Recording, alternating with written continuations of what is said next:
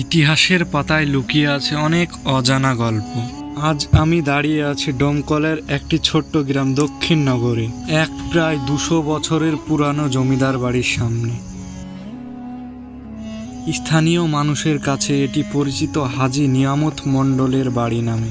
এই পুরানো দরজা আর দেওয়ালগুলো যেন নীরবে অতীতের গল্প বলে।